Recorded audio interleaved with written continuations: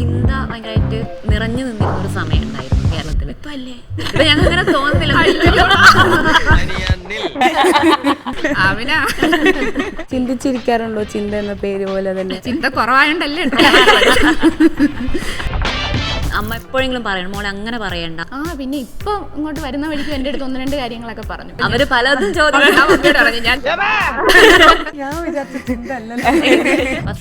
എന്നെ ഈ പരിപാടിയിലേക്ക് തള്ളിവിട്ടു. ഞാനും അനുഭവിച്ചു.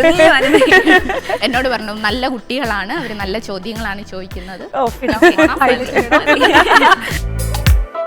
പപ്പടത്തിന് വേണ്ടി തല്ലുകൊണ്ടോ, പായസത്തിന് വേണ്ടി, ലേസിന് വേണ്ടി. ഏറ്റവും അധികം സ്നേഹമുള്ള മനുഷ്യരാണ് കൊല്ലത്ത്. വേടൻ മറ്റേ കടലമ്മ കരഞ്ഞല്ലേ പറ്റത് അത് പാടിയില്ല. അപ്പം മമ്മി എപ്പോഴും പറയും ഇത് നമ്മുടെ നാടിനെ കുറിച്ചാ, കൊല്ലത്തെ കുറിച്ചാന്ന് പറയും. ബെറ്റി ചേച്ചിയുടെ അടുത്ത് ബേബി സഹോ പ്രപ്പോസ് ചെയ്തപ്പം പറഞ്ഞത് കുട്ടിയെ എനിക്ക് വിവാഹം കഴിക്കണമെന്ന് ആഗ്രഹമുണ്ട്, അവധാനതയോടുകൂടി മറുപടി പറഞ്ഞാൽ മതി. എനിക്കും ഇഷ്ടമാണ്, കല്യാണം കഴിക്കാൻ തയ്യാറുമാണ്. അവധാനതയോ ആര് തന്ന ക്വസ്റ്റ്യൻ? മാധ്യമ അജണ്ടയാണ്. കുറച്ചുകൂടി ചിരിച്ചോണ്ട് പറഞ്ഞിരുന്നെങ്കിൽ അത് ഇത്രയും ട്രോൾ ആവില്ലായിരുന്നു. അതിനുശേഷം ഞാൻ വേണ്ടിടത്തും വേണ്ടാത്തടത്തും നമ്മളൊക്കെ ഒരേ പ്രായമല്ലേ, തീരെ കൊച്ചുകുട്ടികളുടെ അടുത്തൊക്കെ പോകുമ്പോഴേ നിങ്ങൾ എന്തിനും നമ്മുടെ സംസ്ഥാനത്തിന്റെ പേരുപയോഗിക്കുന്നു. അതിന്റെ ടൈറ്റില് കേരള സ്റ്റോറി എന്ന് പറയുന്നു എന്നുള്ളതാണ് ഏറ്റവും വലിയ ഒരു സങ്കടകരമായിട്ടുള്ള കാര്യം. കൊട്ടാരക്കരയിൽ ഇപ്രാവശ്യം പണി പാളുവോ? ഒരിക്കലും ഇല്ല. കൊട്ടാരക്കരയിലൊന്ന് എത്തി നോക്കിയാൽ, അവിടെ ചെന്ന് നിന്ന് മനസ്സിലാക്കിയാൽ മുമ്പ് ഒരിക്കലും ഇല്ലാത്ത നിലയിലേക്ക് വലിയ വികസനം കൊട്ടാരക്കരയിൽ ധനമന്ത്രിയുടെ എല്ലാ നേതൃത്വത്തിൽ വന്നിട്ടുണ്ട്. നമുക്ക് പരിചയമില്ലാത്ത ഒരുപാട് ജീവിതങ്ങൾ നമുക്ക് കാണാനും അനുഭവിക്കാനും അവരുടെയൊക്കെ ജീവിതത്തിൽ ചെറുതായിട്ടെങ്കിലും ഒന്ന് ഇടപെടാനും പറ്റുന്നു എന്നതാണ് ഈ പൊതുപ്രവർത്തനത്തിൻ്റെ ഗുണം. പിണറായി വിജയൻ, VS അച്യുതാനന്ദൻ.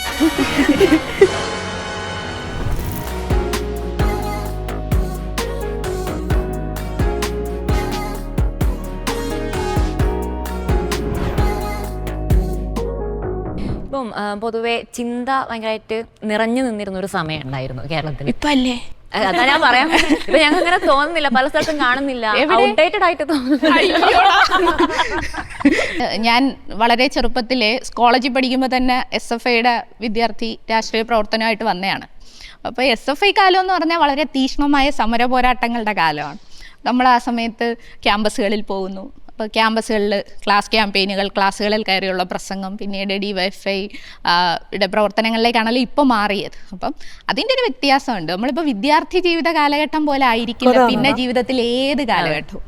വിദ്യാർത്ഥി ജീവിത കാലഘട്ടത്തിൽ നമ്മൾ കുറച്ചുകൂടി നമ്മളൊരു ക്യാമ്പസിൻ്റെ വാതിലിൽ ചെന്നാൽ മതി, എത്രയോ കുട്ടികളാണ് ഇങ്ങനെ ഓടി നമ്മുടെ ഒരു സംഘടനയുടെ ആ ഒരു വെളുത്ത പതാകയുടെ ചുവന്ന നക്ഷത്രത്തിൻ്റെയൊക്കെ ഭാഗമായിട്ട് ഓടി വരുന്നതും, അവിടെ നമുക്കുണ്ടാകുന്നൊരു സ്വീകാര്യത, അവിടെ നമ്മൾ നടത്തുന്ന സമരങ്ങൾ, വിദ്യാർത്ഥി വിഷയങ്ങൾ ഉയർത്തിപ്പിടിച്ചുകൊണ്ട് നടത്തിയ പോരാട്ടങ്ങൾ, അതൊക്കെ ആ ഒരു കാലഘട്ടം വളരെ മധുരിക്കുന്ന കാലഘട്ടമാണ്. പക്ഷേ അതുപോലെ അല്ലല്ലോ പിന്നീട് നമ്മുടെ പ്രവർത്തന മേഖല മാറും. ഇപ്പം DYFIയിലും അതുപോലെ തന്നെ പാർട്ടി സംഘടനയ്ക്കകത്താണ് കൂടുതൽ ശ്രദ്ധിക്കുന്നത്. യൂത്ത് കമ്മീഷൻ്റെ ചുമതല മാറിയിട്ട് ഇപ്പം 3 കൊല്ലമായി. അപ്പം ഞാൻ ഇപ്പോഴും പോസ്റ്റ് ഇടുമ്പോൾ അതിൻ്റെ താഴെ പലരും കമൻറ്റ് ചെയ്യും, നീ ആ യൂത്ത് കമ്മീഷനിൽ ഇരുന്നിട്ട്. അപ്പം എനിക്ക് താഴെ കമൻറ്റ് ചെയ്യണമെന്നുണ്ട്. ഞാനല്ല ഇപ്പോൾ യൂത്ത് കമ്മീഷൻ്റെ ചുമതല വഹിക്കുന്നത്. യൂത്ത് കമ്മീഷൻ ചെയർപേഴ്സൺ സ്ഥാനം മാറിയിട്ട് 3 കൊല്ലത്തോളം ആവാറാവുന്നു. അപ്പം ആ സമയത്ത് വേറൊരു നിലയിലുള്ള ഉത്തരവാദിത്വമായിരുന്നല്ലോ, കുറച്ചുകൂടി ഭരണഘടനാപരമായി ഇടപെടാൻ പറ്റുന്ന ഒരു ക്വാസി ജുഡീഷ്യൽ ബോഡിയായിരുന്നു. ഇപ്പം കൂടുതലും പാർട്ടി സംഘടനയുടെ ഉത്തരവാദിത്വമാണ്. പാർട്ടി സ്റ്റേറ്റ് കമ്മിറ്റി മെമ്പർ എന്നുള്ള നിലയിൽ കൊല്ലത്ത് നിന്ന് കമ്മിറ്റികളിൽ പോവുക, ജനറൽ ബോഡികളിൽ പങ്കെടുക്കുക, പാർട്ടിയുടേതായ മീറ്റിങ്ങുകൾ. അപ്പം അതുകൊണ്ടായിരിക്കും കാണാൻ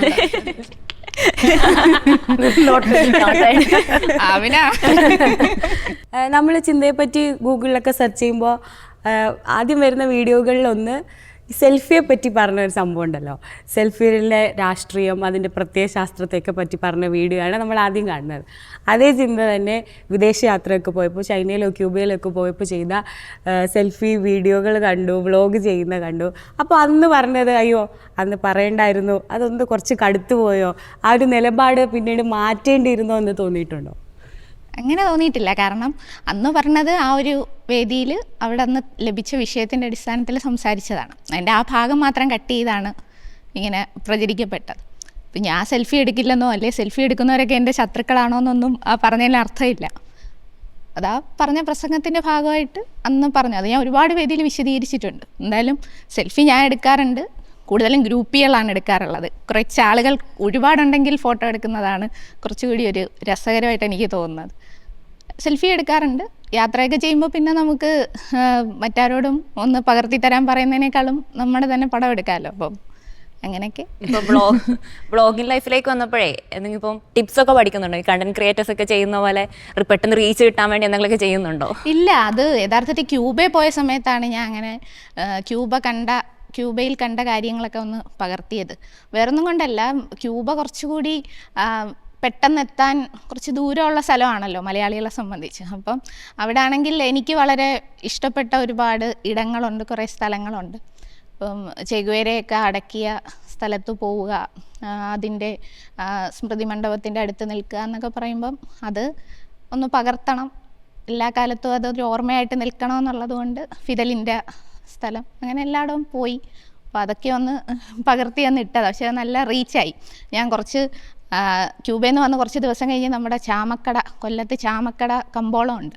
അവിടെ ഞാനും അമ്മയും പോകുന്ന സമയത്ത് അവിടുത്തെ കുറച്ച് നമ്മുടെ CITUവിൻ്റെ ഒക്കെ സഖാക്കൾ വന്നിട്ട് പറഞ്ഞു, ഞങ്ങൾ കണ്ടു, ഞങ്ങൾക്ക് വലിയ സന്തോഷമായി, ഞങ്ങൾക്ക് പോയി കാണാൻ ആഗ്രഹം തോന്നുന്നു, എങ്ങനെയാണ് അവിടത്തേക്കുള്ള യാത്രയുടെ ചിലവ് എന്നൊക്കെ പറഞ്ഞ് എൻ്റെ അടുത്ത് വന്ന് സംസാരിച്ചു. അപ്പോൾ ഞാൻ ഓർത്തു ഇത്രയധികം ആളുകളിലേക്ക് അത് എത്തുന്നല്ലോ. അപ്പോൾ അതെനിക്ക് സന്തോഷം തോന്നി. ശരിക്കും അത് കണ്ടിന്യൂ ചെയ്യാൻ തോന്നി. ഇപ്പം എല്ലാവരും വ്ളോഗിങ്ങും PR ഒക്കെയാണ്. PR ഇല്ലെങ്കിലും വ്ളോഗിങ് കൊള്ളാം, ചെയ്യാം. ചിന്ത എന്ന് പറയുന്ന സമയത്ത് തന്നെ ആദ്യം വരുന്നത് ജിമിക്കി കമ്മൽ, പിന്നൊരു ബിയർ കുപ്പി പാർട്ടി വേദിയിൽ ബിയർ കുപ്പി കൊണ്ട് കുടിക്കുന്ന ഒരു ഫോട്ടോ, പിന്നെ ബിയർ കുപ്പിയുണ്ട്, കരിങ്ങാലി വെള്ളം. കരിങ്ങാലി വെള്ളമാണ്. അല്ല, അങ്ങനെയാണല്ലോ അത് പ്രചരിക്കുന്നത്. ബിയർ കുപ്പി, ചിന്ത, പാർട്ടി വേദി, ആ രീതിയിലാണല്ലോ അത് പ്രചരിക്കപ്പെടുന്നത്. പിന്നെ PhD, വാഴക്കുല, അങ്ങനെ സൈബർ ആക്രമണം നിരന്തരം നേരിട്ടിട്ടുള്ള ഒരാളാണ്. അതേ സമയത്ത് ചിന്തയുടെ സോഷ്യൽ മീഡിയ സൈറ്റ്സ് ഒക്കെ എടുത്ത് ഫോട്ടോസ് ഒക്കെ എടുത്ത് നോക്കിക്കഴിഞ്ഞാൽ, അല്ലെങ്കിൽ വീഡിയോസ് എടുത്ത് നോക്കി എപ്പോഴും ചിരിച്ചുകൊണ്ടിരിക്കുന്ന ഒരാളാണ്. എങ്ങനെയാണ് ഇതിനൊക്കെ കാണുന്നത്, ഈ സൈബർ അറ്റാക്സിനൊക്കെ? അല്ല, ഒന്നും നമ്മളെ ബാധിക്കുന്ന വിഷയങ്ങളല്ല. കാരണം വിമർശനങ്ങൾ വരുമ്പം അത് നമ്മൾ തിരുത്തേണ്ടതാണെങ്കിൽ ഉറപ്പായും തിരുത്താൻ തയ്യാറാകണമെന്ന് തന്നെയാണ് ഞാൻ ചിന്തിക്കുന്നത്. അതുകൊണ്ട് തന്നെ എന്നെ വിമർശിക്കുന്നവരോടൊക്കെ എനിക്ക് സ്നേഹമാണ്, ബഹുമാനമാണ്. ഞാൻ പലതും തിരുത്തിയിട്ടുണ്ട്. എൻ്റെ കൂടുതൽ ഒരു ബെറ്റർ പേഴ്സണായി മാറാൻ പല വിമർശനങ്ങളും പല ട്രോളുകളും എന്നെ സഹായിച്ചിട്ടുണ്ട് എന്നുള്ളതാണ്. പക്ഷേ ചിരിച്ചുകൊണ്ട് എപ്പോഴും ഇരിക്കുക എന്ന് പറയുന്നത് നല്ലൊരു കാര്യമല്ലേ? അതുകൊണ്ട് എനിക്കതിൽ പക്ഷേ എൻ്റെ അടുത്തിടയ്ക്ക് ആരോ പറഞ്ഞ് ഈ ചിരി പോലും ഫേക്കല്ലേ, കാവട്ടിയല്ലേ എന്നൊക്കെ പറഞ്ഞു. ഞാൻ പറഞ്ഞു കുറച്ച് സമയം എൻ്റെ കൂടെ വരൂ, യാത്ര ചെയ്യൂ, എന്നിട്ട് നമുക്ക് കുറച്ച് സമയം കഴിഞ്ഞിട്ട് പറയാം, നിങ്ങളങ്ങനെ തോന്നുന്നുണ്ടെങ്കിൽ നമുക്കത് വീണ്ടും തുറക്കാമെന്നൊക്കെ പറഞ്ഞു. അപ്പോൾ അവർ പറഞ്ഞു അല്ല, ഇങ്ങനെ എപ്പോഴും ചിരിച്ചുകൊണ്ടിരിക്കുന്നതായിട്ട് കാണുന്നുണ്ട്, ഫോട്ടോയിലൊക്കെ എപ്പോഴും അങ്ങനെ ചിരിക്കേണ്ട കാര്യമില്ല, ഒരു പക്വതക്കുറവ് ഫീൽ ചെയ്യും എന്നൊക്കെ പറഞ്ഞു. ഏറൊക്കെ പിടിച്ചിരിക്കണം. അപ്പം ഞാൻ പറഞ്ഞു ഓരോ മനുഷ്യരും വ്യത്യസ്തരല്ലേ, ഓരോ രീതിയിലല്ലേ അവർ പ്രതികരിക്കുന്നതും അവർ ജീവിക്കുന്നതും എല്ലാം. ഞാനിങ്ങനെയാണ് ബേസിക്കലി. ഇപ്പൊ ഏതെങ്കിലും ഒരു കമന്റ് കണ്ടിട്ട് ഇയാൾ എൻ്റെ കയ്യിൽ കിട്ടി ഞാൻ തീർത്തോടെ അങ്ങനെ എന്തെങ്കിലും തോന്നിയിട്ടുണ്ടോ? ഇല്ല, അങ്ങനെ എനിക്ക് തോന്നാറില്ല. കാരണം ഒന്ന് അവരവരുടേതായ അഭിപ്രായം പറയുന്നു എന്നുള്ളതാണ്. പിന്നെ എന്നെ പരിചയമില്ലാത്ത പലരും ഇവള് ഭയങ്കര അഹങ്കാരിയാണ്, ഇവള് ഭയങ്കര ധാർഷ്ട്യമാണ്, അല്ലെങ്കിൽ അങ്ങനെ പലതും ഇടാറുണ്ട്. അപ്പോൾ എനിക്ക് തോന്നാറുണ്ട് ഇവരെയൊക്കെ ഒന്ന് നേരിട്ട് കണ്ടിരുന്നെങ്കിൽ ഒന്ന് കുറച്ച് കമ്പനി അടിക്കായിരുന്നു, കുറച്ച് സൗഹൃദമാക്കായിരുന്നു. ഞാൻ ഒരു ഇൻ്റർവ്യൂവിൽ പറഞ്ഞു, എന്നെ ഒരാൾ വിദേശത്തു നിന്ന് വിളിച്ചു, എന്നിട്ട് ഫോൺ എടുത്തപ്പോഴേ ദേഷ്യമാണ്, ഭയങ്കരമായിട്ട് ചൂടാവുന്നു. അപ്പം ഞാൻ വളരെ അന്ന് എനിക്ക് സമയം ഉണ്ടായിരുന്നു, ഞാൻ വളരെ ശാന്തമായിട്ട് ഇതെല്ലാം കേട്ടു. എന്നിട്ട് എന്താ ചേട്ടാ പ്രശ്നം എന്താ? അപ്പോൾ അയാൾ ചോദിച്ചു ഇത് ചിന്താചരം തന്നെയാണോ? ഞാൻ പറഞ്ഞു അതെ, ഞാൻ തന്നെയാ പറഞ്ഞ ചേട്ടാ, എന്താ പ്രശ്നം? അപ്പം അദ്ദേഹം പറഞ്ഞു ഇന്നത്തെ ഒരു ചാനൽ ഡിസ്കഷൻ കണ്ടു, എനിക്ക് വലിയ നിങ്ങൾ എന്താ ഈ പറയുന്നത്, നിങ്ങൾ എന്ത് അബദ്ധമാണ് പറയുന്നത് എന്നൊക്കെ പറഞ്ഞ് ചൂടാവുക. അപ്പം ഞാൻ പറഞ്ഞ് സമാധാനമായിട്ട് പറയാം, ഏതാ കാര്യം എന്നെല്ലാം ചോദിച്ച് അവസാനം എത്തിക്കഴിഞ്ഞപ്പോൾ പരസ്പരം വലിയ സൗഹൃദമായി. അപ്പം ഞാൻ പറഞ്ഞു ഇതിപ്പോൾ നെറ്റ് കോളിൽ നിന്നല്ലേ വിളിച്ചത്, ചേട്ടൻ തിരുവനന്തപുരത്തോ കൊല്ലത്തോ ഒക്കെ വരുമ്പോൾ എന്നെ വിളിക്കണം, നമുക്ക് കാണാം. അപ്പോൾ പറഞ്ഞു ഞാൻ എൻ്റെ നമ്പറിൽ നിന്ന് മിസ് കോൾ അടിക്കാൻ കേട്ടു. അപ്പോൾ ഞാൻ പറഞ്ഞു ഓക്കെ ഏട്ടാ, ഞാൻ സേവ് ചെയ്യാം. അപ്പോൾ പറഞ്ഞു ഞാൻ ഒരിക്കലും പ്രതീക്ഷിച്ചില്ല ഇങ്ങനെ സംസാരിക്കുമെന്ന്. അപ്പം ഞാൻ പറഞ്ഞു നിങ്ങൾക്ക് വ്യത്യസ്തമായ അഭിപ്രായം ഉണ്ടെങ്കിൽ ഉറപ്പായും അത് പറയാം, പക്ഷേ തുടക്കത്തിൽ പറഞ്ഞ ഭാഷ ഉപയോഗിക്കണ്ട, കുറച്ചുകൂടി. ഞാൻ വിചാരിച്ച ചിന്ത അല്ലല്ലോ. ഈ നേരിടേണ്ടി വരുന്ന പ്രശ്നങ്ങളൊക്കെ ഇങ്ങനെ ചിരിച്ച് സൗമ്യമായിട്ട് നേരിടുന്ന ആൾ തന്നെയാണോ ചിന്ത? ആന്ന്. പിന്നെ മനുഷ്യരല്ലേ, ചില സമയത്തൊക്കെ വിഷമം ഉണ്ടാവാറുണ്ട്. ചിലപ്പോൾ നമ്മൾ എത്ര വേണ്ടെന്ന് കരുതിയാലും ചില സമയത്തൊന്ന് ദേഷ്യം വരികയോ പൊട്ടിത്തെറിക്കുകയോ. ആരോടപ്പം തീർക്കുക? അതൊക്കെ അമ്മ അമ്മ അതിനാണ് അതായത് അമ്മയുടെ കാര്യം പറഞ്ഞപ്പോൾ അതിലേക്ക് ഞങ്ങൾ വരാനിരിക്കായിരുന്നു. ഇപ്പോൾ ഞാൻ വിളിച്ച് വരുന്ന കാര്യം സംസാരിക്കുമ്പോഴും എന്നോട് പറഞ്ഞു അമ്മയുണ്ട്, അമ്മയായിട്ടാണ് വരുന്നത്. അതുപോലെ ഇതുപോലെ പല സ്ഥലങ്ങളിലും പോകുമ്പോൾ എപ്പോഴും അമ്മ ഒരു സന്തത സഹചാരിയായി കൂടെ ഉണ്ടാവും. അമ്മയായിട്ടുള്ളൊരു ബോണ്ട് എങ്ങനെയാണ് അമ്മയ്ക്ക്? ഇപ്പോൾ ഇതുപോലെ ഈ പറഞ്ഞ പോലെ സൈബർ അറ്റാക്കിൻ്റെ കാര്യമൊക്കെ പറഞ്ഞല്ലോ, അതിലൊക്കെ അമ്മയ്ക്കൊരു പേടിയുണ്ടോ? പുറത്തേക്ക് മകൾ ഒറ്റയ്ക്ക് പോകുന്നതിലുള്ള പേടി, അങ്ങനെ എന്തെങ്കിലും കൊണ്ടാണ് അമ്മ എപ്പോഴും കൂടെ? അമ്മക്കുട്ടിയാണോ? ഞാൻ അച്ഛൻകുട്ടിയായിരുന്നു, അച്ഛൻ മരണപ്പെട്ടു. അപ്പം അമ്മയുമായിട്ട് യഥാർത്ഥത്തിൽ അങ്ങനെ ഞങ്ങൾ ഒരുമിച്ച് യാത്ര ചെയ്യാന്ന് പറഞ്ഞാൽ വീട്ടിൽ ഞാനും അമ്മയും മാത്രമേ ഉള്ളൂ. അപ്പോൾ അമ്മ എന്നെ ഫോണിൽ എപ്പോഴും വിളിച്ചുകൊണ്ടിരിക്കും. ഞാൻ എപ്പോഴും പറയും ഒന്ന് റോഡ് ക്രോസ് ചെയ്യാൻ പോലും സമ്മതിക്കത്തില്ല. അമ്മയ്ക്ക് ഒരു തവണ കോൾ എടുത്തില്ലെങ്കിൽ പിന്നെ തുരുതുരാ വിളിച്ചുകൊണ്ടിരിക്കും. അപ്പം അതുപോലെ എനിക്കും തിരിച്ച് വീട്ടിൽ വിളിക്കുമ്പോൾ അമ്മേനെ കിട്ടിയില്ലെങ്കിൽ ടെൻഷനാണ്. പിന്നെ അടുത്ത വീട്ടിലൊക്കെ വിളിച്ച് അമ്മയുണ്ടോ നോക്ക് എന്നൊക്കെ പറയും. അപ്പോൾ ആ ഒരു ടെൻഷൻ ഒഴിവാക്കാൻ ഒരുമിച്ച് യാത്ര ചെയ്താൽ ഞങ്ങൾ ഒരുമിച്ചുണ്ടല്ലോ, അപ്പോൾ പോകാൻ പറ്റുന്നിടത്തൊക്കെ ഒരുമിച്ച് പോവുക എന്നുള്ളതാണ്. പിന്നെ അമ്മ കുറച്ചുകൂടി എന്നെ ടേക്ക് കെയർ ചെയ്യുന്നതായിട്ട് എനിക്ക് തോന്നുന്നു. എനിക്ക് ഇടയ്ക്ക് ഒത്തിരി യാത്രയൊക്കെ ചെയ്ത് കഴിയുമ്പോൾ തലവേദന വരും, മൈഗ്രെയിൻ വരും, പിന്നെ വലിയ സീനാണ്. അപ്പോൾ അന്നേരമൊക്കെ എന്നെ ഹാൻഡിൽ ചെയ്യുന്ന അമ്മയാണ്. അപ്പോൾ എല്ലാവരും എൻ്റെ അടുത്ത് പറയും ചിന്ത അമ്മേനെ നോക്കുന്നത്. അങ്ങനെയല്ല, അമ്മ എന്നെയാണ് നോക്കുന്നത്. അമ്മ കൂടെ ഉണ്ടെങ്കിൽ ഒരു ധൈര്യമാണ്. ഇപ്പോൾ പെട്ടെന്ന് തലവേദന വന്നാലോ അല്ലെങ്കിൽ എന്തെങ്കിലും, എല്ലാവർക്കും അങ്ങനെ ആണല്ലോ അമ്മമാർ. നമ്മളിപ്പോൾ എത്ര അല്ലെ നമുക്ക് ദേഷ്യം കാണിക്കാനോ ഇപ്പോൾ ഏതെങ്കിലും പ്രോഗ്രാമിന് പോകുമ്പോൾ ലേറ്റ് ആയാൽ അപ്പോൾ ഉടനെ മമ്മീൻ്റെ അടുത്ത് അമ്മ ഒരുങ്ങാൻ വൈകിയോണ്ടാ ലേറ്റ് ആയത്, അമ്മ ചിന്തയായിരിക്കും. അനുഭവത്തിൽ നിന്നാണ്. അപ്പോൾ അങ്ങനെയൊക്കെ നമുക്ക് കുറ്റം പറയാൻ, നമുക്ക് ഉപാധികളില്ലാതെ വഴക്ക് പറയാൻ, അല്ലെങ്കിൽ അതിനൊക്കെ പറ്റുന്നൊരു അങ്ങനെ അമ്മ എന്ന് പറയുമ്പോൾ ഒരു ധൈര്യമാണ്. ഇപ്പം അമ്മ എപ്പോഴും കൂടെ വരുമ്പോൾ എന്തായാലും ഈ പ്രസംഗങ്ങളും അല്ലെങ്കിൽ ഇൻ്റർവ്യൂ ഒക്കെ കാണുമല്ലോ, എപ്പോഴെങ്കിലും പറയണം മോളെ അങ്ങനെ പറയണ്ട, അല്ലെങ്കിൽ ഇതിങ്ങനെ പറയാം, അങ്ങനെ നിങ്ങൾ തിരുത്താറുണ്ടോ? പിന്നെ ഇപ്പം ഇങ്ങോട്ട് വരുന്ന വഴിക്കും എൻ്റെ അടുത്ത് 1-2 കാര്യങ്ങളൊക്കെ പറഞ്ഞു, അതൊക്കെ ശ്രദ്ധിക്കണം, നീ ഇങ്ങനെ പറയണം. അവര് പലതും ചോദിക്കും. അപ്പൊ ഞാൻ മമ്മിയോട് പറഞ്ഞു ഞാൻ ജബാ. അപ്പൊ അമ്മ പലപ്പോഴും ഇതും മമ്മിക്ക് ഞാൻ ക്യൂബയിൽ പോയ സമയത്ത് കൂട്ടുനിന്ന കുട്ടി ഇൻസ്റ്റഗ്രാം ഡൗൺലോഡ് ചെയ്ത് കൊടുത്തു. ഇപ്പൊ എന്നെക്കാളും അപ്ഡേറ്റഡ്. ഇന്ന് എൻ്റെ അടുത്ത് പറഞ്ഞ മറ്റേ നവമീനെ മേക്കപ്പ് ചെയ്ത വീഡിയോ കണ്ടോ? അപ്പൊ ഞാൻ ചോദിച്ചു നവമി വേടന്റെ കല്യാണം കഴിക്കാൻ പോകുന്ന കുട്ടി. അപ്പൊ ഞാൻ നോക്കിയപ്പോ ആ വീഡിയോ പുറത്തു വന്നിട്ട് 2-3 മണിക്കൂറേ ആയുള്ളൂ. മമ്മി പക്ഷെ അതെല്ലാം കണ്ട് വളരെ അപ്ഡേറ്റഡ് ആയിട്ടിരിക്കും.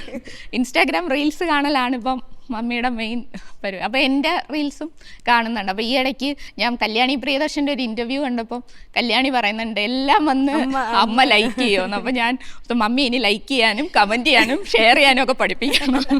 ക്യാപിറ്റൽ പണിഷ്മെൻറ്റിൻ്റെ വാർത്തകളൊക്കെ ഈയിടെ അടുത്താണ് വളരെ വിവാദമായത്. ശരിക്കും മുമ്പായിരുന്നു, പക്ഷേ വീണ്ടും വിവാദമായത്. അതിലേക്ക് ചിന്തയുടെ പേര് വന്നതൊക്കെ വളരെ യാദൃശ്ചികമായിട്ടായിരുന്നു. ശരിക്കും VSന് ക്യാപിറ്റൽ പണിഷ്മെന്റ് നൽകണം എന്ന് പറഞ്ഞ ആ കൊച്ചുകുട്ടി ചിന്തയാണ്. അയ്യോ, VS സഖാവിനെ പോലെ ലോകം ആദരിക്കുന്ന ഒരു കമ്മ്യൂണിസ്റ്റ്, അദ്ദേഹത്തെ പറ്റി അങ്ങനെയൊക്കെ ആരെങ്കിലും പാർട്ടിക്കകത്ത് പറയും എന്ന് നമുക്ക് തോന്നുന്നുണ്ടോ? അപ്പോൾ അതൊക്കെ മാധ്യമ പ്രചരണങ്ങളാണ്, കുപ്രചരണങ്ങളാണ്. എന്തെല്ലാം കള്ളപ്രചരണങ്ങളാണ് നമ്മുടെ നാട്ടിൽ നടക്കുന്നത്. സത്യം പറഞ്ഞാൽ ഇതിനെയൊക്കെ തിരുത്താൻ പോകുമ്പം നമുക്കൊരു ബാധ്യതയായിട്ട് അത് വരികയാണ്. ഞാൻ ഇപ്പോൾ കണ്ടിട്ടുള്ളൊരു കാര്യം, ആരെങ്കിലും എന്തെങ്കിലും കൈയും വാലും തലയും ഒന്നും ഇല്ലാത്ത ഒരു സ്റ്റേറ്റ്മെൻ്റ് അങ്ങ് പറയും, നമ്മളെക്കുറിച്ചായിരിക്കും, അല്ലെങ്കിൽ നേരിട്ട് നമ്മുടെ പേര് പറയില്ല, നമ്മളെന്ന് തോന്നുന്ന നിലയിലൊക്കെ പറയും. പിന്നെ ഇത് ഞാൻ ചെയ്തിട്ടില്ല എന്ന് തെളിയിക്കാൻ ദിവസങ്ങളോളം ആരാണോ ഇതിൻ്റെ ആരോപണ വിധേയരായാലും അവർ നടക്കേണ്ടി വരുന്നൊരു അവസ്ഥ ഉണ്ട്. അതാണ് ഈ പോസ്റ്റ് ട്രൂത്തിൻ്റെ ഒരു കാലത്തിൻ്റെ പ്രത്യേകതയായിട്ട് തോന്നുന്നത്. വാസ്തവാനന്തര കാലമാണല്ലോ. നുണ ഏത് കള്ള ഏത് സത്യം ഏത് ഒന്നും മനസ്സിലാവുന്നില്ല എന്നുള്ളതാണ്. അപ്പം സത്യം ചെരുപ്പിട്ട് വരുമ്പോഴേക്കും നുണ ലോകം ചുറ്റി വരുമെന്ന് പറയുന്ന കണക്ക്. പക്ഷെ എന്തെങ്കിലും ചെരുപ്പിട്ട് സത്യം വരും. അതുകൊണ്ട് VSനെ പോലെ വളരെ ബഹുമാന്യനായ ഒരു വ്യക്തിയെ ക്കെതിരെ ഇങ്ങനെയൊക്കെ ആരോപണങ്ങൾ ഉയർന്നു വന്നു എന്നൊക്കെ പറയുന്നത് മാധ്യമ സൃഷ്ടിയാണ്. നമ്മൾ കുറച്ച് ആൾക്കാരെ പേര് പറയും, അയാളെ കുറിച്ച് പെട്ടെന്ന് മൈൻഡിൽ വരുന്ന ഒറ്റ വാക്കിൽ. ജേക്സി തോമസ്, കൂട്ടുകാരൻ. Pinarayi Vijayan, mentor, leader. VD Satheesan, പ്രതിപക്ഷ നേതാവ്. A Rahim, DYFI all India president. പിന്നീട് SFI കാലം തൊട്ട് എനിക്കൊപ്പം അദ്ദേഹം ഉണ്ടായിരുന്നു. അപ്പം പിന്നെ അമൃതയുടെ ഹസ്ബൻഡ്. ഷാഫി പറമ്പിൽ. വ്യക്തിപരമായ അത്ര പരിചയമില്ല, ചാനലുകളിലൂടെ കണ്ടുള്ള പരിചയമാണ്. പണ്ടൊരിക്കൽ ഞാൻ യൂണിവേഴ്സിറ്റി യൂണിയൻ്റെ ഭാരവാഹിയായിരുന്ന സമയത്ത് അദ്ദേഹം KSUവിൻ്റെ ചുമതലയിലുള്ളപ്പോൾ കണ്ടിട്ടുണ്ട്. അതിനപ്പുറം അങ്ങനൊരു ഡെഫിനിഷൻ പറയാനുള്ള ബന്ധമില്ല. വസീഫ് എന്നെ ഈ പരിപാടിയിലേക്ക് തള്ളിവിട്ടയാണ്. ഞാനും അനുഭവിച്ചു, നീയും അനുഭവിച്ചു. എന്നോട് പറഞ്ഞു നല്ല കുട്ടികളാണ്, അവർ നല്ല ചോദ്യങ്ങളാണ് ചോദിക്കുന്നത്, നീ പോണം. കെ സുരേന്ദ്രൻ. അദ്ദേഹം ഒരു പ്രസ്താവന എനിക്കെതിരെ നടത്തിയിരുന്നു. അപ്പം അത് കേട്ടപ്പോൾ ഒരു പ്രയാസം ആ സമയത്ത് തോന്നി. പക്ഷേ ഒരു എതിർ രാഷ്ട്രീയ ചേരിയിൽ നിൽക്കുന്ന ഒരാൾ നടത്തിയ പ്രസ്താവനയായിട്ടാണ് പിന്നീട് അത് ഉൾക്കൊണ്ടത്. അപ്പോൾ ഒന്നുമില്ല, അദ്ദേഹത്തെ ഒരു രാഷ്ട്രീയ പ്രവർത്തകനായി, ഒരു BJP നിലപാട് ഉയർത്തുന്ന തീവ്ര വലതുപക്ഷ നിലപാട് ഉയർത്തുന്ന രാഷ്ട്രീയ പ്രവർത്തകനായി കാണുന്നു. PC George. അദ്ദേഹം പലപ്പോഴും പറയുന്ന പല അഭിപ്രായങ്ങളോടും യോജിപ്പ് തോന്നാറില്ല. പിന്നെ ഷോണുമായിട്ടൊക്കെ ഉള്ളൊരു അടുപ്പമാണുള്ളത്. ഷോണും അതുപോലെ തന്നെ പാർവതി, അദ്ദേഹത്തിൻ്റെ മരുമകൾ, അവരൊക്കെ നമ്മളുമായിട്ട് പല വേദികളിലും ഒരുമിച്ച് കാണാറുണ്ട്. അഖിൽ മാരാർ. ബിഗ് ബോസിൻ്റെ ക്ലിപ്സൊക്കെ കാണുമ്പം കണ്ടിട്ടുണ്ട്. പിന്നെ ഇപ്പം അദ്ദേഹം NDAയുടെ ഭാഗമായി NDAയുടെ ഭാഗമായി പോയല്ലോ. KK ശൈലജ. ലോകം കൈയടിച്ച കേരളത്തിൻ്റെ ആരോഗ്യമന്ത്രി. വീണ ജോർജ്. ഞാനും വീണേച്ചിയും സംസ്ഥാന കമ്മിറ്റിയിൽ തൊട്ടടുത്തടുത്താണ് ഇരിക്കുന്നത്. എന്താണ് ആ ഒരു സൗഹൃദമാണ് എനിക്ക് പെട്ടെന്ന് മനസ്സിലേക്ക് ഓർമ്മ വരുന്നത്. ഉമ്മൻചാണ്ടി. അദ്ദേഹം തിരക്കുകളെ ഇഷ്ടപ്പെടുന്നൊരു മനുഷ്യനാണല്ലോ. അപ്പം ഞാൻ എപ്പോൾ അദ്ദേഹത്തെ കണ്ടിട്ടുണ്ടെങ്കിലും അദ്ദേഹത്തിൻ്റെ കൂടെ ആളുകളും എപ്പോഴും തിരക്കാണ്. നമ്മളൊരു കാര്യം പറഞ്ഞാലും അദ്ദേഹം നടന്നുകൊണ്ടാണ് കേൾക്കുന്നത്. ഉമ്മൻചാണ്ടി സാർ എന്ന് പറയുമ്പോൾ ആ തിരക്കാണ് മനസ്സിലേക്ക് ഓടി വരുന്നത്. നമ്മൾ ഈ മുതിർന്ന നേതാക്കന്മാരെ കുറിച്ച് പറയുമ്പം അവർ അഭിപ്രായ വ്യത്യാസങ്ങൾ ഉണ്ടെങ്കിലും അവരെപ്പോഴും ഒരു സൗഹൃദം കാത്തു സൂക്ഷിക്കുന്ന പോലെ തോന്നി. ഇപ്പം നായനാരുടെയും കരുണാകരൻ്റെയും പണ്ടത്തെ ഓൻ എൻ്റെ വീടിൻ്റെ അപ്പുറ എന്നൊക്കെ പറയുന്ന ക്ലിപ്സ് ഇപ്പോഴും ഭയങ്കര വൈറലാണ്. അതേപോലെ തന്നെ കോടിയേരി സഖാവ് മരിച്ച സമയത്ത് ഉമ്മൻചാണ്ടി സാറ് വന്ന് കാണുന്ന ചിത്രം ഇപ്പോഴും വൈറലാണ്. പിന്നെ VS മരിച്ച സമയത്ത് ഹരിപ്പാട് കാത്തുനിന്ന് രമേശ് ചെന്നിത്തല സഖാവ് ഇവിടെ വരുമ്പോൾ ഞാനിവിടെ ഉണ്ടാവേണ്ടതല്ലേ എന്നൊക്കെ ചോദിക്കുന്നത് നമ്മൾ കണ്ടിട്ടുണ്ട്. അപ്പോൾ ആ മുതിർന്ന നേതാക്കന്മാർ തമ്മിലുള്ള ആ ഒരു രാഷ്ട്രീയത്തിനപ്പുറമുള്ള സൗഹൃദം നിങ്ങളെപ്പോലത്തെ ഒരു യൂത്ത് ലീഡേഴ്സിൻ്റെ ഇടയിലുണ്ടോ? അങ്ങനെ ഉണ്ടെങ്കിൽ ഏറ്റവും ഇഷ്ടപ്പെട്ട അതർ പാർട്ടിയിലുള്ള നേതാവ് ആരായിരിക്കും? ഇല്ല, നമ്മളെല്ലാം മനുഷ്യരല്ലേ. അപ്പം നമുക്ക് രാഷ്ട്രീയമായ നിലപാടുകളുണ്ട്, അഭിപ്രായങ്ങളുണ്ട്. ആ അഭിപ്രായങ്ങളുടെ മേലുള്ള വ്യത്യസ്തതകളാണ്. അതിനപ്പുറത്തേക്ക് എല്ലാവരോടും ഇഷ്ടമാണ്, സ്നേഹമാണ്. പിന്നീട് പലപ്പോഴും അങ്ങനെ ഒരു വ്യക്തി എന്നുള്ള നിലയിലല്ല. അപ്പം കൂടുതൽ സൗഹൃദം പങ്കിടുന്നത് നിങ്ങളുടെയൊക്കെ ചാനൽ പരിപാടികളിൽ ഒരുമിച്ച് വരുമ്പോഴാണ്.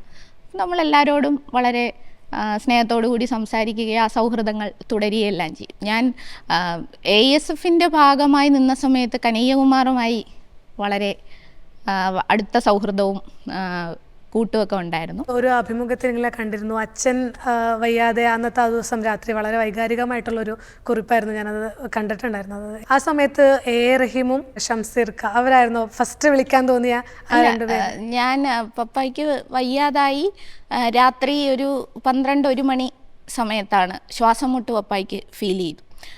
ഞാൻ മുകളിൽ മുറിയിലിരിക്കുകയാണ്, മമ്മി പപ്പായുടെ കൂടെ താഴെയുണ്ട്. അപ്പോൾ പെട്ടെന്ന് മമ്മി എന്നെ വിളിച്ചു, പെട്ടെന്ന് വാ എന്ന് പറഞ്ഞു. അപ്പോൾ ഞാൻ ഓടി വരുമ്പം പപ്പ ഇങ്ങനെ ശ്വാസം എടുക്കാൻ ബുദ്ധിമുട്ടുന്നതാണ്.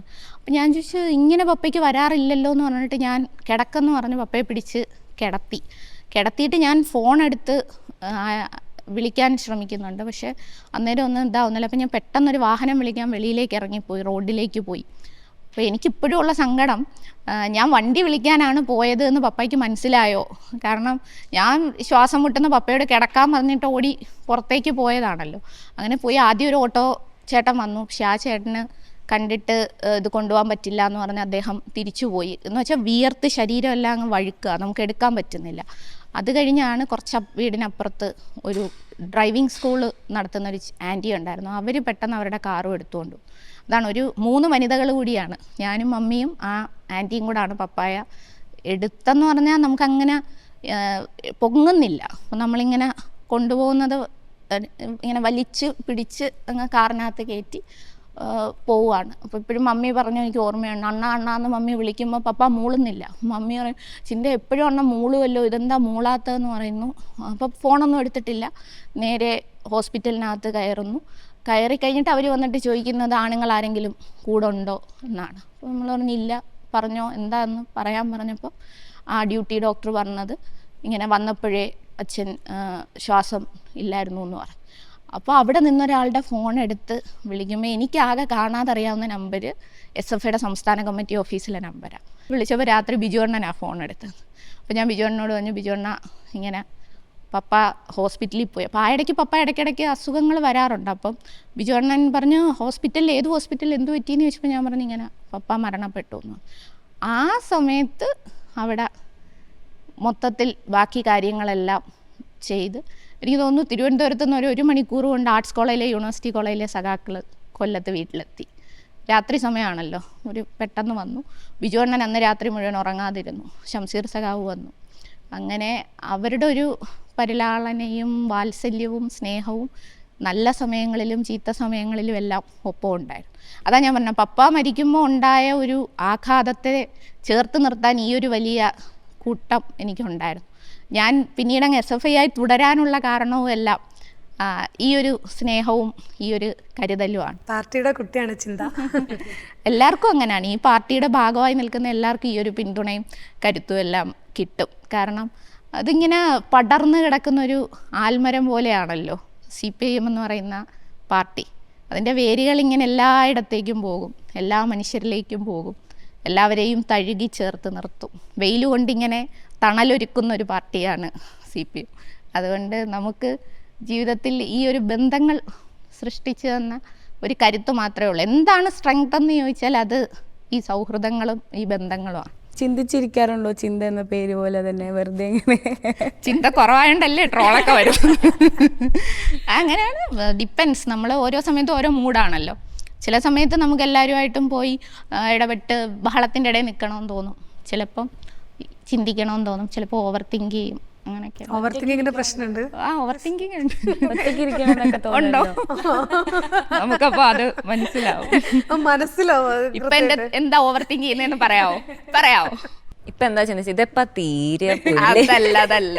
എന്നാലും ആമിനെ ഞാൻ ഔട്ട്ഡേറ്റഡ് ഇത്ര വലിയ പ്രശ്നമായ ഓവർ തിങ്ക് ചെയ്യുന്ന ആളുകൾക്ക് അതൊരു വലിയ പ്രശ്നമാണ്. നീ എന്താ ചെയ്തത്?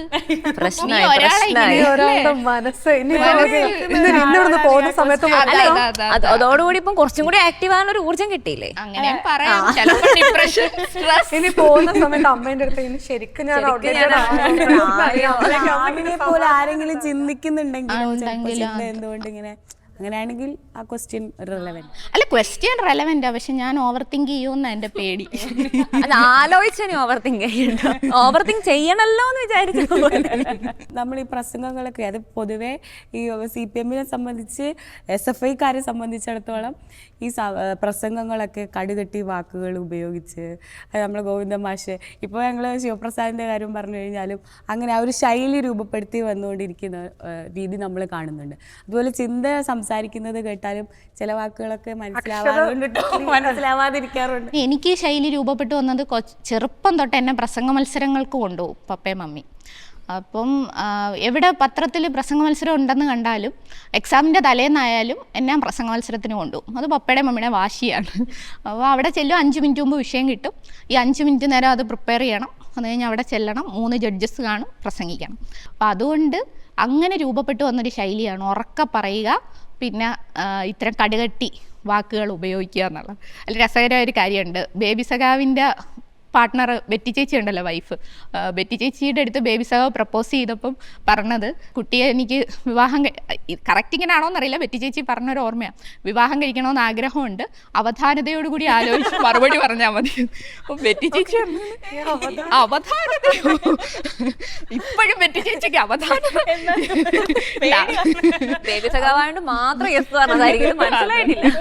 അല്ല, തമാശക്ക് പറഞ്ഞു. അപ്പം ഞാൻ ഓർത്തു, നമ്മളൊക്കെ ഞാൻ ഓർക്കുന്ന എൻ്റെ ലവ് ലാംഗ്വേജ് എന്തായിരിക്കും, എല്ലാവരും നമ്മൾ ആലോചിക്കുമല്ലോ. പക്ഷെ നമ്മൾ വായിക്കുന്ന പുസ്തകങ്ങൾ, നമ്മൾ കമ്മ്യൂണിക്കേറ്റ് ചെയ്യുന്ന കാര്യങ്ങൾ, അതൊക്കെയാണ് നമ്മുടെ സ്വഭാവത്തെയും സംസാരത്തെയൊക്കെ സ്വാധീനിക്കുന്നത്. പക്ഷെ നിങ്ങൾ പറഞ്ഞതുപോലെ എനിക്കെതിരെ ഇങ്ങനെ വിമർശനം വന്നിട്ടുണ്ട്. ആ ജിമിക്കി കമ്മൽ പ്രസംഗം തന്നെ കുറച്ചുകൂടി ചിരിച്ചോണ്ട് പറഞ്ഞിരുന്നെങ്കിൽ അത് ഇത്രയും ട്രോളാവില്ലായിരുന്നു എന്ന് പറഞ്ഞു. അതിനുശേഷം ഞാൻ വേണ്ടിടത്തും വേണ്ടാത്തടത്തും ഒക്കെ അങ്ങനെങ്കിലും ട്രോളാതിരിക്കും. ഇപ്പൊ നേരിട്ട് കാണുമ്പോൾ നമുക്ക് അങ്ങനെ തോന്നുന്നില്ല. ഇടയ്ക്കിടയ്ക്ക് പറയണേ. എനിക്ക് വേണ്ടി ഇടയ്ക്കിടയ്ക്ക് പ്രൊമോട്ട് ഒരു PR. ഞാൻ ഏത് ഗ്രൂപ്പിൽ പോയാലും ആ ഗ്രൂപ്പിനോടൊപ്പം പ്രത്യേകിച്ചും കൊച്ചുകുട്ടികള്. അതിപ്പോ ഞങ്ങൾക്ക് മനസ്സിലായി, ഞങ്ങൾക്ക് ഭയങ്കര സിങ്കായി. നമ്മളൊക്കെ ഒരേ പ്രായമല്ലേ. അതല്ല ഞാൻ പറഞ്ഞ തീരെ കൊച്ചുകുട്ടികളുടെ അടുത്തൊക്കെ പോകുമ്പോഴേ ഞാൻ മറ്റേ ഒരുപാട് ഇപ്പം കെഗുമോൻ, പിണറായി സാറിന്റെ കൊച്ചുമോൻ കെഗു വളരെ കുഞ്ഞായിരിക്കുമ്പോഴേ ഞാൻ AK സെന്ററിലെല്ലാം പോകുമ്പോൾ കെഗു അവിടെ കളിച്ച് നടക്കും. അപ്പോൾ കെഗുവായിട്ട് ഞാൻ ഭയങ്കര കമ്പനിയാണ്. അതുപോലെ തന്നെ റഹീം സാറിൻ്റെ മക്കളുണ്ട്, ഗുൽമോഹറും ഗുൽനാറും. ഗുൽമോഹർ പറയുന്നത് എനിക്ക് 3rd ഇഷ്ടം ചിന്ത ചേച്ചീനെയാണെന്ന്. ഫസ്റ്റ് റഹീം സാർ, സെക്കൻഡ് അമൃത. അതോ ഫസ്റ്റ് അമൃതയാണോ സെക്കൻഡ് റഹീംസ് ആണോ, 3rd ചിന്ത ചേച്ചിയാണ്. അപ്പോൾ ഇപ്പോൾ ഗുൽനാർ വന്നെങ്കിലും ഞാൻ ഇടയ്ക്ക് വരട്ടും, ഗുലു നിനക്ക് 3rd ഇഷ്ടം ആരെയാണ്, ചിന്ത ചേച്ചിയാണ്. അതുപോലെ തന്നെ നമ്മളെ പോലുള്ള സമപ്രായക്കാരായാലും ക്യാമ്പസിൽ പോയാലും ഒക്കെ സിങ്ക് ആവാൻ ശ്രമിക്കാറുണ്ട്. അതുപോലെ തന്നെ നമ്മൾ വീടുകളിൽ പോകുമ്പോൾ ഇതെല്ലാം ഈ പാർട്ടിയായി നിൽക്കുന്നത് കൊണ്ടും കിട്ടുന്നൊരു സ്നേഹമല്ലേ. അതിനപ്പുറത്തേക്ക് ഇപ്പം ഞാൻ ആലോചിക്കും, മമ്മി എപ്പോഴും പറയും നീ കോളേജിൽ പഠിപ്പിക്കാൻ പോയില്ല, നിനക്ക് പപ്പയും മമ്മി അധ്യാപകരായിരുന്നു, നിനക്കൊന്ന് ടീച്ചിങ് പ്രൊഫഷൻ എടുത്ത് പൊക്കൂടെ. അപ്പോൾ ഈ വിമർശനങ്ങളൊക്കെ വരുമ്പോഴേ ചിലപ്പോൾ ഒക്കെ പ്രധാന ന്യൂസ് അവർ ന്യൂസ് നൈറ്റും ഒക്കെ എടുത്ത് ഡിസ്കഷന് വയ്ക്കുമ്പോഴേ മമ്മി പറയും ഇതിൻ്റെ വല്ല ആവശ്യമുണ്ടോ, നിനക്ക് ജോലിക്ക് പഠിപ്പിക്കാൻ പോകും. അത് പിന്നെ ഒരവസരം വരുമ്പോൾ ഞാൻ തിരിച്ചു വീട്ടും. ആരെങ്കിലുമൊക്കെ ഓടി വന്ന് നമ്മളോട് സ്നേഹത്തെ സംസാരിക്കുമ്പം ഓടി വന്ന് അടുത്ത് ഇടപഴകുമ്പോൾ മമ്മിയോട് ഞാൻ പറയും കോളേജിൽ പഠിപ്പിക്കാൻ പോയാൽ ഇത് കിട്ടുമായിരുന്നു, കോളേജ് പഠിപ്പിക്കാൻ പോയ ഇന്റർവ്യൂവിന് വിളിക്കായിരുന്നു, ഇവിടെയൊക്കെ വരാൻ പറ്റുമായിരുന്നു, അങ്ങനെയൊക്കെ ചോദിക്കും. എല്ലാം ഈ എല്ലാം എനിക്ക് വ്യക്തിപരമായി കിട്ടുന്ന എല്ലാ സ്നേഹവും ഈ ഒരു ചെങ്കൊടിയുടെ തണലിൽ കിട്ടുന്ന സ്നേഹം മാത്രമാണ്. എൻ്റെതായ ഒരു കോൺട്രിബ്യൂഷനും ഇല്ല. ചിന്ത ഒരു പക്ഷേ രാഷ്ട്രീയത്തിലേക്ക് വന്നില്ലായിരുന്നെങ്കിൽ അധ്യാപനത്തിലേക്കായിരുന്നോ പോവാ? ഏത് പ്രൊഫഷൻ ആയിരിക്കും? ഞാൻ MA BEd കഴിഞ്ഞ് നെറ്റും JRFും ഉണ്ട്, PhD കംപ്ലീറ്റ് ചെയ്തു. അപ്പം ഒരു കോളേജ് അധ്യാപികയ്ക്ക് ആവശ്യമായ ക്വാളിഫിക്കേഷൻസ് നേടി. പക്ഷെ ഞാൻ ഈ ഇടയ്ക്ക് ഒരു റീല് കണ്ടു, നിങ്ങളുടെ പാഷനും ജോബും ഒന്നാണെങ്കിൽ നിങ്ങൾ എപ്പോഴും ഹാപ്പി ആയിരിക്കും. അപ്പം ഞാൻ ഇങ്ങനെ ആലോചിച്ചു എന്താണ് എൻ്റെ പാഷൻ, എന്താണ് എൻ്റെ അങ്ങനെ ഞാൻ ആലോചിച്ചു. അപ്പോൾ മമ്മി പറയുന്നുണ്ട് പണ്ട് ചെറുപ്പത്തിൽ സ്കൂളിൽ വാട്ട് ഈസ് യുവർ അംബീഷൻ എന്ന് ചോദിച്ച് ഒരു പ്രസംഗ മത്സരത്തിൽ അതായിരുന്നു ടോപ്പിക്ക്. അപ്പം ഞാൻ എന്ന് പറഞ്ഞത് I want to be a politician എന്നാണ്. അതെങ്ങനെ പറഞ്ഞെന്ന് അറിഞ്ഞൂടാ, പക്ഷെ അന്ന് അങ്ങനെ പറഞ്ഞു, അത് സത്യമായി വന്നു. അപ്പം എനിക്ക് അങ്ങനെ ഒരു 10 to 5 ജോബൊന്നും എനിക്ക് സെറ്റാവുമെന്ന് എനിക്ക് തോന്നുന്നില്ല. കാരണം ഞാൻ ഇങ്ങനെ എന്താണ് കോളേജിൽ പോയ സമയം തൊട്ടേ SFIയുടെ ഭാഗമായി, പിന്നെ DYFI, പിന്നെ പാർട്ടി, എപ്പോഴും പൊതുരംഗത്ത് നിൽക്കുന്നു. ഞാൻ പറഞ്ഞതുപോലെ ഹാപ്പിയാണല്ലോ. അങ്ങനെ ഒരു നമുക്ക് പരിചയമില്ലാത്ത ഒരുപാട് ജീവിതങ്ങൾ നമുക്ക് കാണാനും അനുഭവിക്കാനും അവരുടെയൊക്കെ ജീവിതത്തിൽ ചെറുതായിട്ടെങ്കിലും ഒന്ന് ഇടപെടാനും പറ്റുന്നു എന്നതാണ് ഈ പൊതുപ്രവർത്തനത്തിൻ്റെ ഗുണം. പൊതുപ്രവർത്തകരെ സംബന്ധിച്ച് നിങ്ങളുടെ അടുത്തേക്ക് ഒരാൾ വരുമ്പം അവരുടെ പ്രശ്നം എന്താണെന്ന് ഇരുന്നൊന്ന് കേൾക്കാൻ പറ്റിയാൽ അതിനപ്പുറത്തേക്ക് നമുക്ക് അവർക്ക് കൊടുക്കാൻ പറ്റുന്ന മറ്റൊരു കാര്യമില്ല. അപ്പം ഒരു ചാനൽ ഡിസ്കഷൻ നടക്കുക, അപ്പം ചിന്ത അതിൽ ഞങ്ങൾ അവിടെ പൊതിച്ചോറ് കൊടുക്കുന്നുണ്ടെന്ന് പറഞ്ഞ ആ ഒരു ക്ലിപ്സ് ഭയങ്കരമായിട്ട് വൈറലായിരുന്നു. ശരിക്കും ചിന്ത എന്താ അവിടെ പറയാൻ ഉദ്ദേശിച്ചത്? അല്ല, അത് ഞാൻ 1-2 സ്ഥലത്ത് വിശദീകരിച്ചു. അത് ഇതുപോലൊരു ഡിസ്കഷൻ അല്ല, അത് കൊല്ലം ബീച്ചിൽ വെച്ച് നടന്ന ഡിസ്കഷനാണ്. വലിയ മാസ് അവിടെ കൂടിയിട്ടുണ്ട്, നമ്മൾ 3 പാർട്ടിയെ പ്രതിനിധീകരിച്ച ആൾ നിൽക്കുന്നു. അപ്പം ചോദ്യങ്ങളിങ്ങനെ ഉയർന്നു വരികയാണ്. അപ്പോൾ അതിലൊരു സുഹൃത്ത് ചോദിച്ചു, കൊല്ലം ജില്ലാ ആശുപത്രിയിൽ മരുന്നില്ല, അതാണ് പുള്ളിയുടെ ആരോപണം. അപ്പം എൻ്റെ കയ്യിലാണ് മൈക്ക്, ബാക്കി അവിടെ സദസ്സിൽ ബഹളമുണ്ട്, നല്ല ബഹളമാണ്. അപ്പം ഞാൻ നല്ല ശബ്ദം എടുത്ത് വേണം മറുപടി പറയാൻ. അപ്പം ഞാൻ എടുത്തിട്ട് പറഞ്ഞു അവിടെ മരുന്നുണ്ട്, ഡോക്ടർമാരുണ്ട്, രോഗികൾക്ക് കൃത്യമായ ചികിത്സ കിട്ടുന്നുണ്ട്. അപ്പം ഇവർ ഒരു ഇത്തരം ഇലക്ഷൻ സമയത്ത് നടക്കുന്ന പൊളിറ്റിക്കൽ ഡിസ്കഷൻ്റെ പ്രത്യേകത എന്ന് പറഞ്ഞാൽ ഒരു നേതാവിൻ്റെ കൂടെ ഒരു 10-50 പേര് വരും, എന്നിട്ട് കക്ഷിയിലുള്ളവർ സംസാരിക്കുമ്പോൾ ഇവർ ബഹളം വയ്ക്കും. അപ്പം ഞാൻ അവിടെ മരുന്നുണ്ട് എന്നെല്ലാം പറഞ്ഞ് കഴിയുമ്പോഴത്തേക്ക് ഇവിടെ ബഹളം വരികയാണ്, മരുന്നില്ല അതില്ല, വലിയ ബഹളമാണ്. അപ്പം ഞാൻ പറഞ്ഞു നിങ്ങൾക്കിത് എവിടെ നിന്ന് കിട്ടിയ വിവരമാണ്? എന്നും ആ ജില്ലാ ആശുപത്രിയിൽ പൊതിച്ചോറ് കൊടുക്കാൻ പോകുന്നവരാ ഞങ്ങൾക്കറിയാം അവിടെ ഡോക്ടറുണ്ട്, മരുന്നുണ്ട്, ഇത് പറയുകയാണ്. പക്ഷേ ഇതിൽ ഈ ഭാഗം മാത്രം കട്ട് ചെയ്യുന്നു. അപ്പം മരുന്നില്ല എന്ന് പറഞ്ഞു, മരുന്നില്ലെങ്കിൽ എന്താ പൊതിച്ചോറ്. അപ്പം അത് അങ്ങനെ ഇതാവും. പലപ്പോഴും രോഗികൾ വിളിച്ച് ഇന്ന് ഈ OP ഉണ്ടോ എന്ന് ചോദിക്കുന്നത് DYFIയുടെ പൊതിച്ചോറിന് നിരന്തരം പോയി വിതരണം ചെയ്യുന്ന പ്രവർത്തകരുടെ അടുത്താണ്. കാരണം അവർക്ക് കൃത്യമായി ആശുപത്രിയിലെ എല്ലാ സംവിധാനങ്ങളും അറിയാം. എന്നും ഒരു 12 മണി തൊട്ട് 2 മണി വരെ ഇവരിവിടെ നിൽക്കുകയാണല്ലോ. അപ്പോൾ അവർക്ക് കൊല്ലം ജില്ലാ ആശുപത്രിയിലെ വിക്ടോറിയയിലെ ഒരുമാതിരി ഡോക്ടർമാരുടെ സമയം, അവർ OPയുടെ സമയം എല്ലാം അറിയാം. പലരും വിളിച്ച് നമ്മളോട് ചോദിക്കാറുണ്ട് എപ്പോഴാണ് വരുന്നതെന്നൊക്കെ. അപ്പോൾ അവിടെ രോഗിക്ക് മരുന്ന് കിട്ടുന്നില്ലെന്നോ മരുന്നില്ലെന്നോ അങ്ങനെ എന്ത് സംഭവം ഉണ്ടെങ്കിലും എന്നെങ്കിലും ആണ്ടിനോ സംക്രാന്തിക്കോ ഹോസ്പിറ്റലിൽ പോകുന്നവരല്ല നമ്മൾ. എന്നും പൊതിച്ചോറ് കൊടുക്കുന്നതിൻ്റെ ഭാഗമായി പോകുന്നവരാ ഞങ്ങൾക്കത് അറിയാം എന്ന് ഞാൻ അതൊന്ന് എംഫസൈസ് ചെയ്ത് പറഞ്ഞതാണ്. പക്ഷെ എനിക്ക് സന്തോഷമുണ്ട്. കാരണം പലരും നമ്മുടെ ഒരു നിക്നെയിമായിട്ട് പൊതിച്ചോറെന്ന് പറയുമ്പോൾ അത്രയും വളരെ നല്ല ഒരു കാര്യം, നമ്മൾ DYFI ചെയ്യുന്ന ഏറ്റവും മഹനീയമായൊരു പ്രവർത്തനത്തെ ആണല്ലോ പറയുക. അപ്പോൾ എനിക്ക് തോന്നിയിട്ടുണ്ട് പലപ്പോഴും എനിക്ക് നേരെ വന്നിട്ടുള്ള എല്ലാ വിവാദങ്ങളും കറങ്ങിത്തിരിഞ്ഞ് ലാസ്റ്റ് അനുകൂലമായി അല്ലെങ്കിൽ നമുക്കൊരു പോസിറ്റീവായി വന്നിട്ടുണ്ട്. കാരണം പിന്നീട് ഇതിൻ്റെ സത്യം മനസ്സിലാകുമ്പോൾ കൂടുതൽ ഡീപ്പായിട്ട് എന്നെ സ്നേഹിക്കുകയും ഇഷ്ടപ്പെടുകയും ചെയ്യുന്നുണ്ട്. പൊതുവേ നമ്മൾ എല്ലാ ഇൻ്റർവ്യൂവിലുള്ളൊരു ക്വസ്റ്റ്യനാണ് നമുക്ക് എന്നൊരു വനിതാ മുഖ്യമന്ത്രി വരും എന്നുള്ളത്. ഇപ്പം ചിന്തയെ പോലെയുള്ള ഭയങ്കര പവർഫുള്ളായിട്ടുള്ള ഡിസിഷൻ മേക്കിംഗ് പവറുള്ള ഒരു സ്ത്രീ DYFIയിൽ ഉണ്ടെങ്കിലും ഭാരവാഹിത്വത്തിലേക്ക് വരുന്നില്ല. അപ്പോൾ ഭാരവാഹിത്വത്തിലേക്ക് വരുന്ന സമയത്ത് അവിടെ ഒരു ബ്ലോക്ക് ഉണ്ടാവുകയാണ്. അപ്പോൾ പല പാർട്ടിയിലും DYFIയിൽ മാത്രമല്ല എല്ലാ പാർട്ടിയും എടുത്തു നോക്കുകയാണെങ്കിലും ഇതേപോലത്തെ നയിക്കാൻ ശേഷിയുള്ള വനിതകളുണ്ടെങ്കിലും അവരെന്താണെങ്കിലും ഒരു സ്റ്റെപ്പ് കടന്ന് മുന്നിലേക്ക് എത്തുന്നില്ല, ഒരു ഡിസിഷൻ മേക്കിംഗ് പവറിലേക്ക് അവരെത്തിക്കുന്നില്ല. അപ്പം ഈ ഒരു ചോദ്യം ഇല്ലാതെ നമുക്ക് എന്തെങ്കിലും ഒരു ഇൻ്റർവ്യൂ അവസാനിപ്പിക്കാൻ പറ്റുമോ? ഒന്ന്, വനിതാ മുഖ്യമന്ത്രി എന്നുള്ളത് ഒരു വ്യക്തി അല്ലെ ഒരു സ്ത്രീ മുഖ്യമന്ത്രി ആയതുകൊണ്ട് മാത്രം നമ്മുടെ സംസ്ഥാനത്തെ എല്ലാ സ്ത്രീകളുടെ പ്രശ്നങ്ങളും പരിഹരിക്കപ്പെടുമെന്നുള്ള കാഴ്ചപ്പാട് എനിക്ക് പേഴ്സണലി ഇല്ല. കാരണം നമ്മുടെ രാജ്യത്ത് വനിതാ പ്രധാനമന്ത്രി ഉണ്ടായിട്ടുണ്ട്, പ്രസിഡൻ്റ് ഉണ്ട്. പക്ഷേ അതുകൊണ്ട് രാജ്യത്തെ സ്ത്രീകളെല്ലാവരും മെച്ചപ്പെട്ടു എന്നുള്ളൊരു അഭിപ്രായം നമുക്ക് പറയാൻ കഴിയില്ല. അപ്പം ഒരു പോസ്റ്റിലേക്ക് സ്ത്രീകൾ വരുന്നു എന്നതുകൊണ്ടല്ല ഒരു നാടിലെ സ്ത്രീകളുടെ മുന്നേറ്റം ഉണ്ടാകുന്നത്. അതിന് സ്ത്രീപക്ഷ നിലപാടുയർത്തുന്ന ഭരണാധികാരികൾ ഉണ്ടാകണം എന്നുള്ളതാണ്. ഇപ്പോൾ കേരളത്തെ സംബന്ധിച്ച് കേരളത്തിൻ്റെ ബഹുമാനായ മുഖ്യമന്ത്രി സൗ പിണറായി അല്ലെങ്കിൽ ഇടതുപക്ഷ ഗവൺമെൻറ് ഒരുമിച്ച് നിന്നുകൊണ്ട് ഒരുപാട് സ്ത്രീപക്ഷ പദ്ധതികൾ ആവിഷ്കരിക്കുന്നുണ്ട്. ഇപ്പോൾ ഏറ്റവും ഒടുവിലായിട്ട് വീട്ടമ്മമാരുടെ പെൻഷൻ ഉൾപ്പെടെയുള്ള കാര്യങ്ങൾ, അല്ലെങ്കിൽ സ്ത്രീകൾക്ക് വേണ്ടി പ്രത്യേക വകുപ്പ് ഏർപ്പെടുത്തുന്നത്, ട്രാൻസ്ജെൻഡേഴ്സിന് വേണ്ടി ജെൻഡർ ജസ്റ്റിസ് ബോർഡ് പോലെയുള്ള പ്രവർത്തനങ്ങൾ നടത്തുന്നത്, ഇതെല്ലാം നമുക്ക് മുമ്പിൽ അനുഭവവേദ്യമായിട്ടുണ്ട്. പക്ഷേ ഒരു ഘട്ടത്തിൽ വളരെ സജീവമായി നമ്മുടെ നാട്ടിലെ സ്ത്രീകൾ എല്ലാ മേഖലയ്ക്കകത്തും, ബിസിനസ് രംഗത്ത്, രാഷ്ട്രീയ രംഗത്ത്, അതുപോലെ തന്നെ മാധ്യമ രംഗത്ത്, എല്ലാ മേഖലയിലും സ്ത്രീകൾ കടന്നു വരികയും ആ മികവിൻ്റെ എല്ലാം അടിസ്ഥാനത്തിൽ മുഖ്യമന്ത്രി പദത്തിലേക്കും അതുപോലെ തന്നെ മന്ത്രിമാരുടെ പദത്തിലേക്കും എല്ലാ തലങ്ങളിലും സ്ത്രീകളെ ശാക്തീകരിച്ചുകൊണ്ട് മുമ്പോട്ട് പോകണം എന്നാണ് ഞാൻ അതിനെ കാണുന്നത്. പിന്നെ SFI, DYFI അതുപോലെ തന്നെ പാർട്ടി ഘടകങ്ങൾക്കകത്ത് ഞാൻ കാണുന്നത് മറ്റ് രാഷ്ട്രീയ പാർട്ടികളെക്കാൾ കൂടുതൽ ഒരു പരിഗണന സ്ത്രീകൾക്ക് ഇടതുപക്ഷ പാർട്ടികൾ നൽകുന്നുണ്ട്. Beef or pork? Beef. Mammootty or Mohanlal? Both. VD Satheesan or Chennithala? Ramesh Chennithala? എന്താണ് അവരെ എങ്ങനെ എന്ത് റീസൺ ആണെങ്കിലും അവരിലാരെങ്കിലും ഒരാളെ ചൂസ് ചെയ്യാൻ പറഞ്ഞാൽ? അങ്ങനെ ചോദിച്ചാൽ ഇവരിലാരെയും കൂടുതൽ ഇഷ്ടം?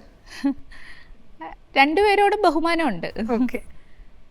പിണറായി വിജയൻ, VS അച്യുതാനന്ദൻ? രണ്ടുപേരും പാർട്ടിയുടെ നേതാക്കന്മാരല്ലേ, രണ്ടുപേരോടും ആദരവും ബഹുമാനമാണ്. ഓക്കെ. വസീഫ് ഓർ സനോജ്? അയ്യോ, ഇത് കഴിഞ്ഞ കമ്മിറ്റിയിലേക്ക് പോകേണ്ടതാ. രണ്ടുപേരും നമ്മുടെ കോംറേഡ്സ് അല്ലേ. ഓക്കെ. കുഴിമന്തി ഓർ ബിരിയാണി? ബിരിയാണി. ബിരിയാണി ലവറാണ്. കണ്ടോ എന്ത് പെട്ടെന്നാ പറയുന്നത് എത്ര എന്നൊക്കെ. അങ്ങനെയൊക്കെ ചോദിക്കും. ഞാൻ മറ്റേ ആരും എൻ്റെ അയ്യോ ഡിപ്ലോമാറ്റ് ആയതുകൊണ്ടല്ല, എനിക്കതിന് ആൻസർ ഇല്ല. അതാ മമ്മൂട്ടി, മോഹൻലാൽ ആൻസർ ഓക്കെ.